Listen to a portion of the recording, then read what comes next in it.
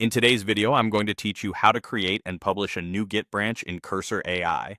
We'll walk through setting up a new branch for your work, publishing it to GitHub, and confirming it's there.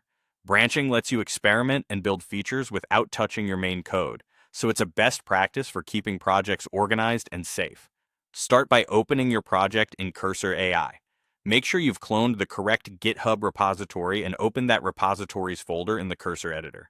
A quick way to confirm you're in the right place is to check that the folder name matches your repo and that the source control view recognizes a Git repository. If it does, you're good to go. Next, head to the source control panel. You'll find it in the left sidebar, usually represented by a branching icon. If your sidebar is minimized, expand it so the icons are visible. This panel is where you'll manage changes, commits, and branches. At the top of the source control panel, look for your current branch name, commonly main or master. Open the branch options by clicking the drop-down arrow or the three-dot More Actions menu next to the branch name. This reveals branch-related commands that we need. Choose the Create Branch option.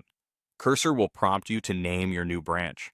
Use a clear, descriptive name such as feature, planning, or fix auth timeout. Keep names lowercase, avoid spaces, and use hyphens or slashes to separate words. When you're ready, press Enter. Cursor will create the branch and typically switch you to it immediately, so any new work stays isolated from main. Your new branch exists locally for now. If you want teammates to see it or you plan to open a pull request, publish it to GitHub. Look for Publish Branch in the Source Control panel or in the status bar at the bottom of the editor. Clicking this will push the branch to your remote repository. The first time you publish, Cursor might ask you to sign in or set an upstream. Just follow the prompts. Finally, verify everything on GitHub. Open your repository page in a browser and refresh. In the branch drop-down near the top left of the repo, you should see the new branch listed. Select it to confirm it's available and ready for collaboration. That's it.